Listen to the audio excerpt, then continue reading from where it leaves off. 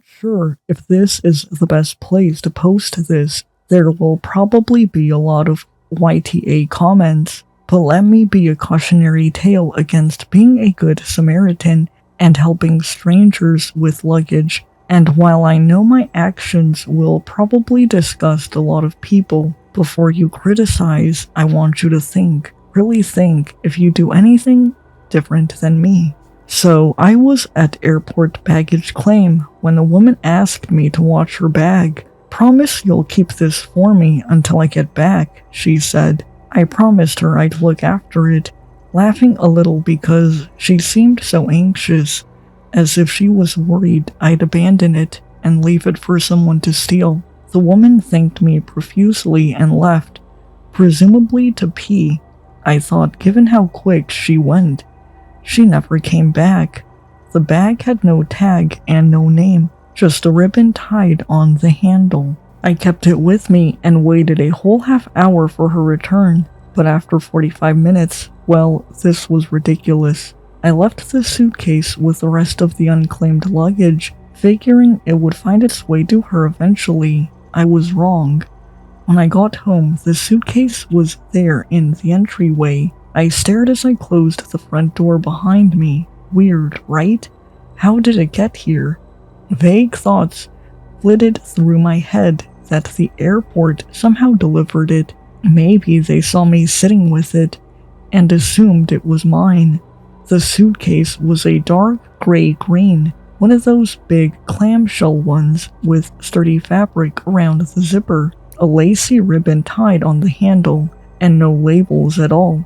Not even a flight barcode sticker. Next day, I returned it to the airport. But when I got home, it was back in my house. This was getting disturbing. Who'd brought it back here? How did they know where I lived? If this was a prank, it had gone too far. I grabbed the suitcase and wheeled it out to the dumpster and the alley and tossed it in. But a few hours later, it was back. By then, I'd unpacked for my trip, and my own luggage was deep in my closet. The green suitcase was just sitting there, as if waiting to be unpacked also. I drove it out to a dumpster across town. It was back when I got home. I took it to Goodwill and donated it, but it returned again. Each time it got back, it felt heavier. As the days passed, I started having nightmares about the suitcase. I'd close my eyes, and as soon as I was asleep, I'd feel the clamshell around me as if I were all folded into it. My limbs scrunched, my lungs suffocating. I tried to breathe, but the air was stale, and I was smothered. Finally, I'd panic and wake up, and see the suitcase in my room. In addition to getting heavier, it was also getting stinkier. At first, I thought it was from being thrown into the dumpster, but no, this was a different odor, and it got worse over time. It reeked like someone had hunted a deer and packed it in there and left it, and it leaked. A sort of foul dark liquid that dripped into the carpet and left a stain. I decided to change tactics and video the suitcase in hopes of catching whoever kept returning it to me. My parents had a pet cam for their dogs, so I asked them to take care of the suitcase for me, and I made sure to place it in their living room in sight of the camera so that when it disappeared, I'd be able to pinpoint how and when. A day passed, too. When I checked the footage of my parents' pet cam, the suitcase was still there. Then they called me up. Would I take my suitcase back? It was taking up space and stinking up their living room. I retrieved the suitcase and back at home, put it in the garage and installed a camera to monitor it. It stayed in the garage, thank goodness, because the smell was truly god-awful. But my dreams got even more disturbing. In the latest one, I wasn't able to move at all. I could feel my skin beginning to slow off, my eyes melting in my head, maggots crawling through my rotting flesh. When I woke up, it took me a few moments to blink bleary eyes and realize where I was. I was standing in the door to the garage, sleepwalking, apparently, on my way toward the suitcase. A sudden dread seized me. I was afraid to go near it, to even touch it. certain that if I unzipped it, I'd wind up inside. I rented a hotel room, but of course it followed me there. At work, my boss swung by my desk to ask if everything was alright. She'd notice my declining mental state. I broke down and I confessed everything. She asked me what was in the suitcase. I don't know, I stammered. It's not mine. I never looked. You never even looked? She seemed stunned. Isn't that the first thing you should have done? It seemed logical when she said it, but right now, even the idea of opening it all but suffocated me with dread.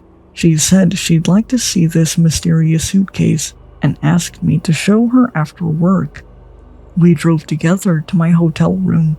On the way, she theorized what might be in there. Was I being framed? Was there a body? I should have called the police right away, she said. Or was it something more mundane? Maybe someone bought me a frozen turkey and it had thawed and was becoming nasty. Maybe a family member was pranking me. Could be anything. And I'd know already if I'd opened the thing. My leaving the mystery for so many days seemed ridiculous to her. I had to agree, but nothing in the world would make me touch that zipper. The suitcase was there, waiting right by the door when we walked in, just tucked to one side like it was ready for me to open it. The entire room stank. My boss wrinkled her nose and even she looked a little hesitant. She told me to open it, but I shook my head and made a noise in my throat. And she sighed and rolled her eyes and said, "All right, shut the door.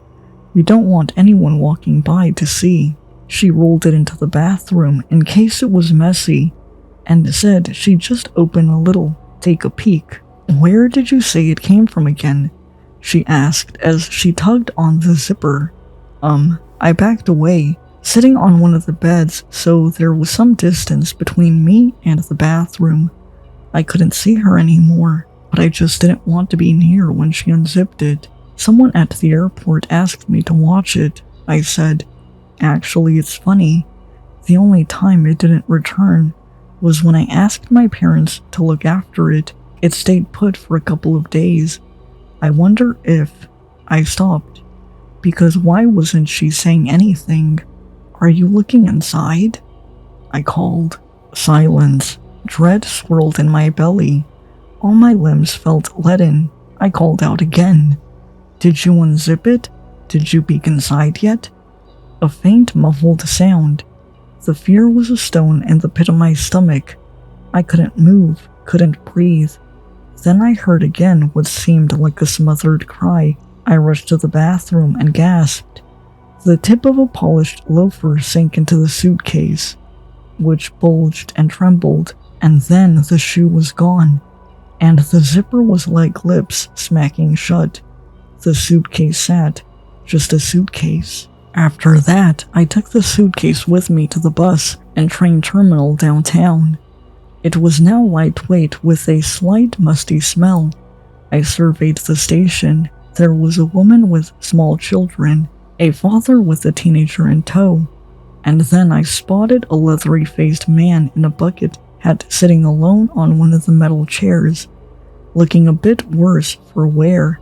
I approached him and sat next to him, pretending to read for a few moments, and then I turned to him. "Excuse me, sir," I said. "Would you mind watching my bag for me for a bit?" He looked up at me, surprised, but mumbled, "Sure." "You won't leave it sitting here, will you? Promise me you'll hold on to it until I get back," I insisted. "Yeah, sure, no biggie." "Thanks a million," I told him. Then I left. I haven't been back. I'm under investigation for my boss's disappearance since she was last seen in my car, but the nightmares have stopped. The smell is gone. You probably think I'm terrible, but ask yourself honestly, what would you have done in my situation? I have to issue this warning so that I can prevent others from suffering the same experience. If someone asks you to watch their bag, don't do it, no matter how much social etiquette compels you to smile and agree. Make an excuse and leave. Let people look after their own luggage. I know I'm never watching anyone's bag again.